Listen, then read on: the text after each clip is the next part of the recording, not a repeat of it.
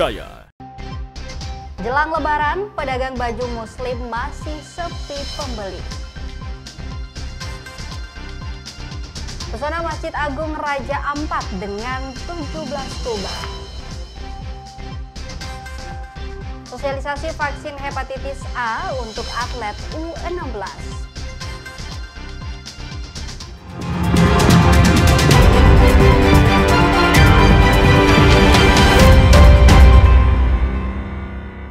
Selamat pagi dan apa kabar Anda saudara? Saatnya Anda menyaksikan Kompas News Ambon. Selain 3 informasi tadi, beragam peristiwa lainnya akan kami hadirkan hanya untuk Anda. Bersama saya Putri Utami, kita simak informasi selengkapnya.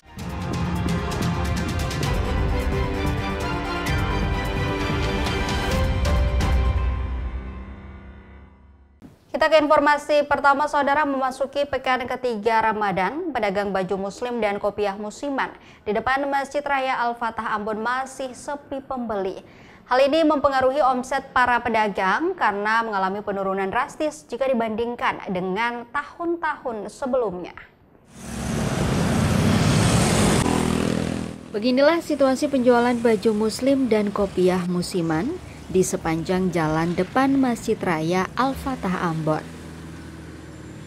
Memasuki pekan ketiga Ramadan, barang dagangan pedagang masih banyak yang belum laku terjual. Jika biasanya jelang Ramadan Idul Fitri menjadi momen yang paling ditunggu para pedagang untuk meraup keuntungan dari hasil penjualan, namun tahun ini berbeda karena omset pedagang menurun drastis lantaran sepi pembeli sejak awal Ramadan. Hidayat, salah seorang pedagang musiman, mengaku omsetnya menurun karena dagangannya seperti baju koko orang dewasa dan anak-anak serta kopiah berbagai macam minim peminat. Hingga omset per hari yang ia peroleh menurun jika dibandingkan dengan tahun-tahun sebelumnya. Di kawasan pasar baju muslim ini, barang yang dijual yakni baju koko, celana, sarung dan kopiah dengan harga yang dibanderol dari paling murah Rp10.000 hingga yang paling mahal Rp300.000. Katanya biasa saja, cuma mungkin ada sepi tahun ini. Pasar sini itu agak ramai. Ya, satu hari kadang bisa 1 juta, kadang 400-an. Ya tidak tentu. Tahun-tahun lalu masih bisa dapat 2 juta. Saya juga kayak kemarin hujan, dari sampai malam itu tidak ada orang. Ke jam 9 itu baru ada orang beli juga. Lagi songkok, karena sini akan murah-murah. Murah-murah ya? Iya. Biasanya setiap puasa beli di sini atau bagaimana? Iya, setiap puasa. Setiap puasa. Meski masih sepi pembeli, pedagang optimis sepekan jelang Lebaran nanti, barang dagangannya bisa laris terjual. Yahya Lating, Kompas TV, Ambon, Maluku.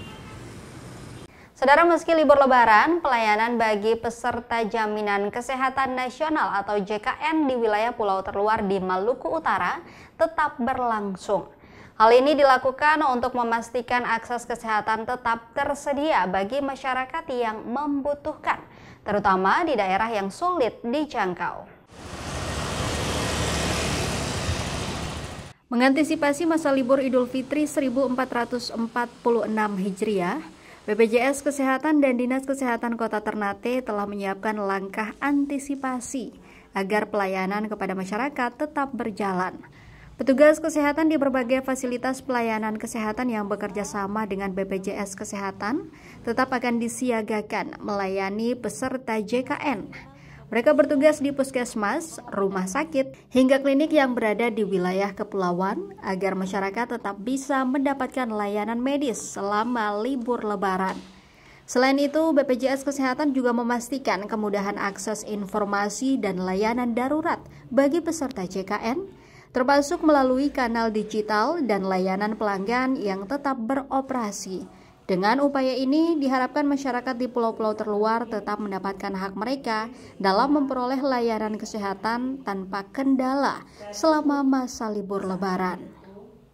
Jadi selama masa libur Lebaran, baik dari cuti bersama sampai dengan libur Lebaran, BPJS Kesehatan tetap memastikan bahwa layanan administrasi tetap bisa jalan dengan lancar, di mana untuk masa cuti bersama semua kantor layanan kami itu ada yang piket, jadi layanan offline-nya ada, tapi untuk layanan online kami tetap berlaku 24 jam, baik lewat Pandawa maupun lewat mobile JKN dan lewat website kami, dan Care Center 165 tetap bisa diakses masyarakat selama 24 jam.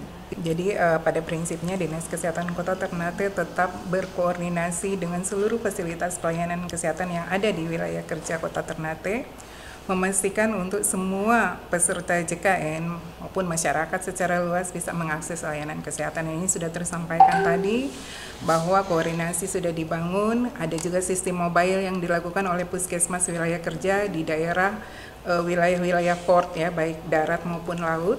Kemudian nanti akses layanan kegawat daruratan juga melalui rumah sakit yang ada di Kota Ternate. Insya Allah ada 8 rumah sakit yang sudah 7 rumah sakit yang sudah tersiapkan, ditambah dengan beberapa klinik utama. Kita ke informasi lainnya, saudara. Kurang dari 2 pekan menjelang Idul Fitri, Pelabuhan Makassar mulai dipadati calon penumpang yang hendak mudik ke Surabaya. Banyak di antara mereka memilih berangkat lebih awal untuk menghindari penumpukan penumpang, serta agar dapat berpuasa di kampung halaman. Calon penumpang mengaku memesan tiket jauh hari untuk menghindari penumpukan penumpang dan kehabisan tiket. Pemudik tujuan Surabaya akan menggunakan KM Ciremai dan KM Gunung Dempo. Data dari Pelni Makassar, arus mudik Lebaran tahun ini mulai terjadi di awal minggu ketiga bulan Ramadan. Tercatat pada hari Selasa ada 508 penumpang tiba, 512 penumpang berangkat, dan 1.288 penumpang lanjutan. Oh ya, ini mudik Pak? Iya. Ini sama siapa mudik? Sama istri. Oh ya, cuman ini kenapa mudik lebih awal Pak? Biar tidak macet. Oh, biar nggak nanti desak-desakan ya? Oh, ini nanti rencananya berangkat kapan Pak? Ya. Jadwal kapalnya berangkat kapan? Jam 5. Oh, jam 5 sini Pak. Iya. Nanti rencananya sama istri ke Surabaya? Iya. Saudara, usai jeda kami kembali dengan informasi lain, diantaranya pesona Masjid Agung Raja Ampat dengan 17 kubah.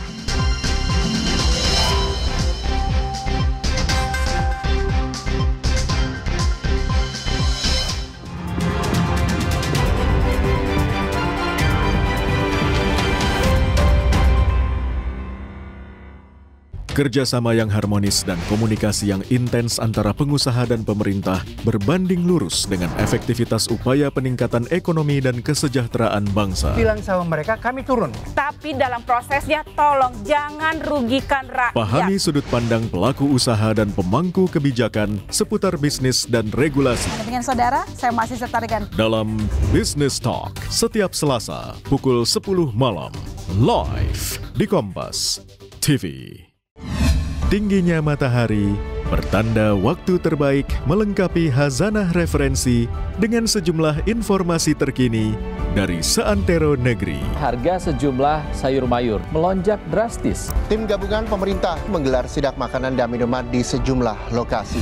Jadikan hari Anda lebih bernilai.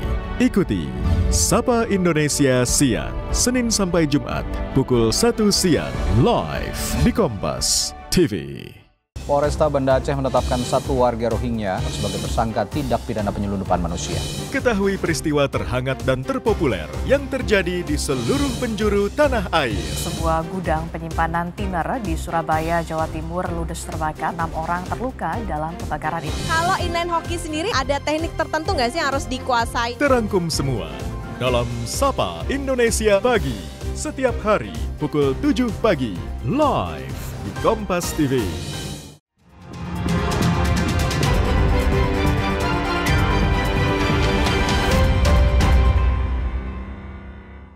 Terima kasih saudara, Anda masih bersama kami di Kompas News Ambon.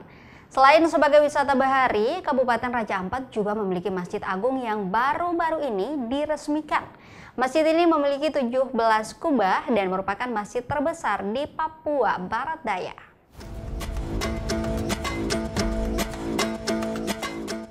Raja Ampat terkenal dengan keindahan alam lautnya, surga bagi para penyelam dan penjelajah.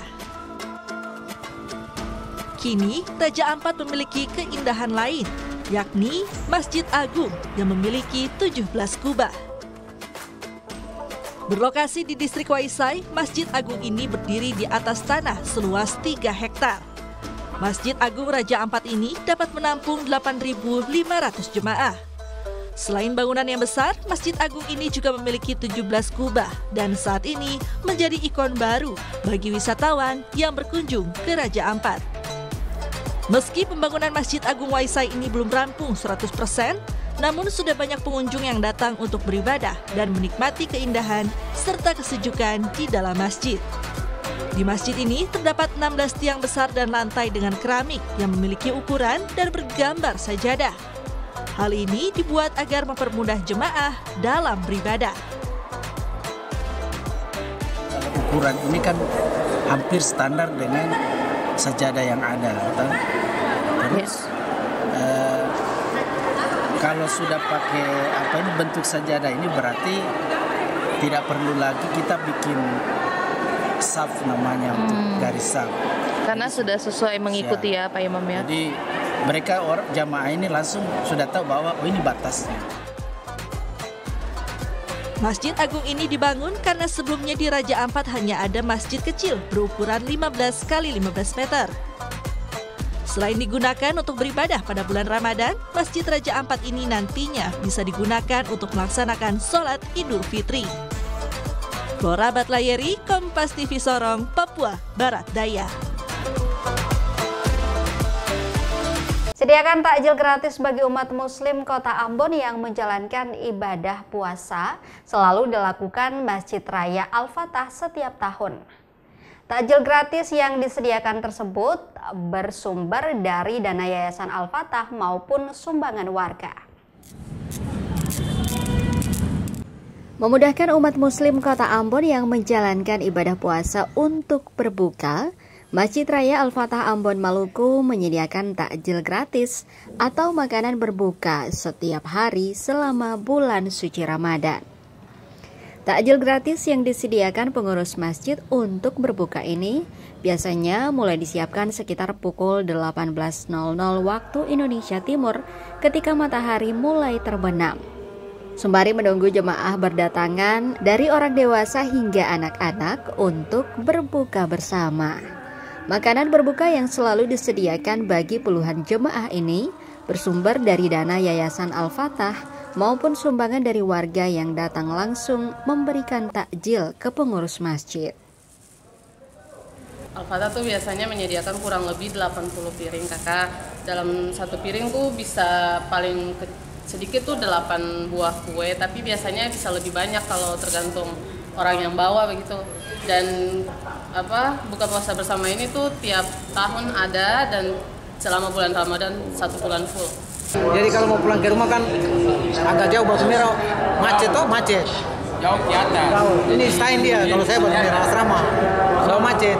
Tapi alangkah baiknya sini kita maghrib langsung buka puasa. Oh, berarti di sini juga cukup membantu juga ya? Ya, membantu juga. Program buka puasa gratis setiap hari di Masjid Raya Al-Fatah ini sudah menjadi kebiasaan yang selalu dilakukan setiap tahunnya saat bulan suci Ramadan. Yahya Lating, Kompas TV, Ambon, Maluku. Saudara, polisi lalu lintas tak hanya menjalankan tugas mengatur arus kendaraan atau menindak pelanggar lalu lintas di jalan raya. Di bulan Ramadan ini, aksi unik dilakukan oleh polisi lalu lintas Polres Halmahera Tengah. Mereka menyemarakan suasana sahur dengan menabuh gendang keliling permukiman untuk membangunkan warga.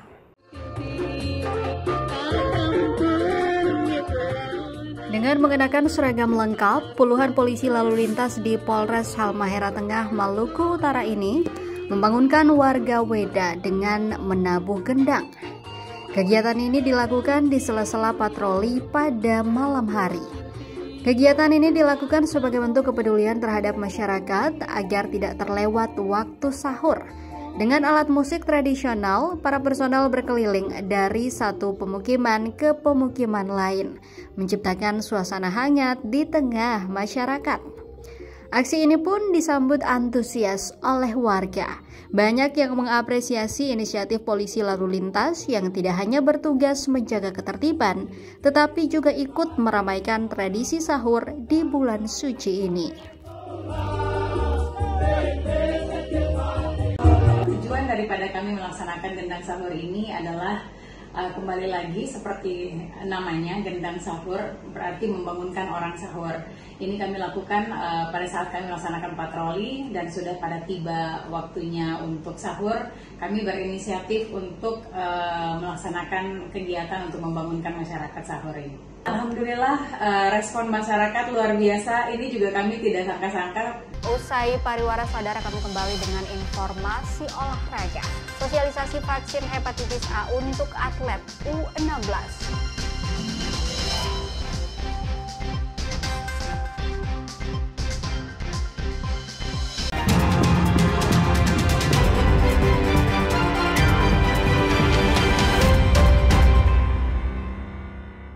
Kasus judi online yang melibatkan pegawai Kementerian Komunikasi dan Digital. Luaskan khazanah pengetahuan Anda dengan berbagai peristiwa teraktual dalam dan luar negeri. Kelompok warga di kota Gorontalo berhasil menciptakan bahan bakar pengganti minyak tanah dari bahan sampah plastik. Jagung telah menetapkan 6 orang tersangka dalam kasus suap hakim untuk vonis bebas Ronald Fano. Anda menyaksikan Kompas Siang hanya di Kompas Siang, setiap hari pukul 11 siang live di Kompas TV.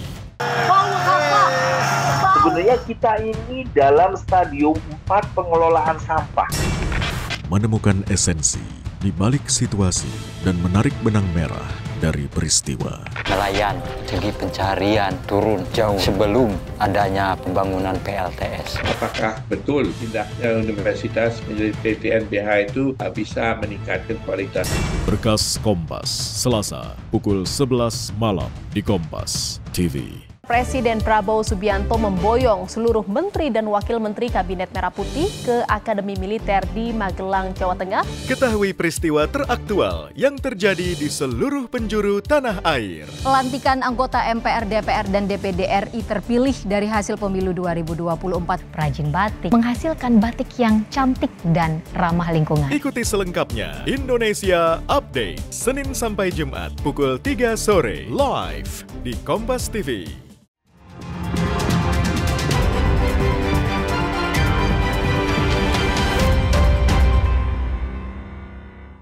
Anda kembali menyaksikan Kompas News Ambon, saudara. Kita ke informasi olahraga. Manajemen Persebaya Surabaya akan mengevaluasi kinerja tim pelatih ataupun pemain untuk kompetisi musim depan. Nasib pelatih Paul Munster juga akan ditentukan di akhir kompetisi.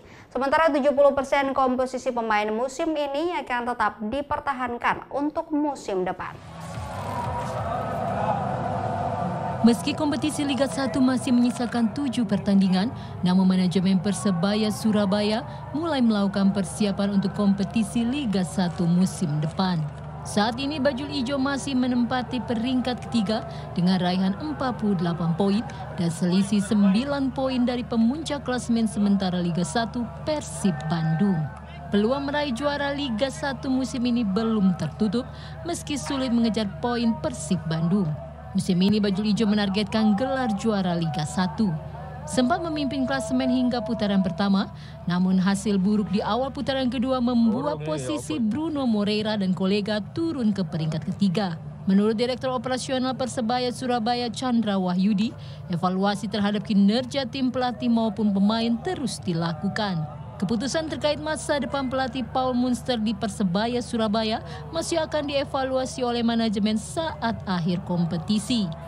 Ya, kalau untuk Coach Paul Munster kita memang belum memutuskan apakah akan kita perpanjang atau enggak, karena ya seperti tahun-tahun sebelumnya untuk pelatih kami akan melihat sampai akhir musim seperti apa, meskipun sekarang sudah hampir separuh lebih kompetisi berjalan dan komunikasi kami dengan Munster juga terus berjalan terkait apa yang harus kami gapai secara maksimal di musim ini. Tapi kami sudah sampaikan juga bahwa tim Persebaya ini tidak hanya 1-2 musim ke depan, tapi 3-4 musim ke depan juga sudah kita siapkan dari sisi fondasi-fondasi pemainnya. CEO Persebaya Surabaya Azrul Ananda berencana mempertahankan sekitar 70% komposisi pemain untuk musim depan. Pemain asing seperti Bruno Moreira, Dejan Tumbas, Francisco Rivera, dan pemain lokal Hernando Ari, Malik Rizaldi, Tony Firmansyah akan menjadi pondasi untuk komposisi pemain musim depan. Mahendra Triginanjar, Kompas TV, Surabaya, Jawa Timur. Demi meningkatkan kesehatan para atlet muda, KONI Pusat melakukan sosialisasi vaksinasi hepatitis A bagi atlet U16 sebagai langkah preventif pada April mendatang menurut rencana. Vaksinasi mulai dilakukan secara bertahap. KONI Pusat mengadakan sosialisasi vaksinasi hepatitis A bagi pelajar atlet U16 di kawasan Jakarta Rabu pagi. Bekerja sama dengan mitra vaksinasi, kolaborasi ini menjadi solusi dalam mendukung kebijakan efisiensi oleh pemerintah. Terlebih KONI Pusat juga menyoroti wabah hepatitis A banyak terjadi di sekolah. Hal ini menjadi perhatian khusus di mana sosialisasi diadakan daring serta secara luring yang dihadiri oleh dokter spesialis keolahragaan, Wakabid Kesehatan Olahraga KONI Pusat hingga 11 pelajar yang merupakan atlet U16. Atlet yang hadir diantaranya sepak takraw dan pencak silat. Tentunya hal ini memberikan nilai tambah ya kepada penyiapan atlet usia dini supaya mereka secara fisiknya juga terdukung. Setelah ini saya berharap tidak berhenti pada kegiatan seminar sosialisasi ini, tapi implementasinya juga dilakukan oleh daerah-daerah. Mereka bekerja sama dengan dinas kesehatan yang ada di semua daerah. Dalam kesempatan ini, para atlet perwakilan dari sekolah di Jakarta diberikan vaksin secara gratis. KONI Pusat dan mitra terkait akan mulai mengadakan vaksin pada 9 April mendatang. Sasarannya tak hanya atlet pelatnas dan provinsi saja, namun juga klub atau komunitas olahraga di bawah usia 16 tahun. Rinin Taniken, Adini Anissa, Kompas TV, Jakarta. Setelah 20 tahun absen, MotoGP akan kembali ke Brasil di tahun 2026.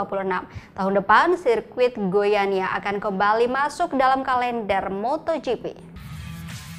Sport lovers, Amerika Selatan akan kembali mendapat wakil sebagai tuan rumah MotoGP. Tahun depan, sirkuit Goiânia akan kembali menerima kedatangan para pebalap dunia. Sirkuit Goiânia akan jadi tuan rumah di salah satu agenda MotoGP selama 5 tahun.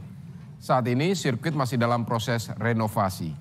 Terakhir kali Goiânia menjadi tuan rumah adalah di tahun 2004. Untuk memanaskan semangat para pecinta MotoGP di Brazil, MotoGP membuat demo event untuk meningkatkan awareness para fans di Brazil. Saudara, informasi tadi sekaligus mengakhiri perjumpaan kita dalam Kompas News Ambon edisi hari ini. Saya Putri Utami mewakili seluruh kru yang bertugas mengucapkan terima kasih atas kebersamaan Anda. Selamat pagi dan sampai jumpa.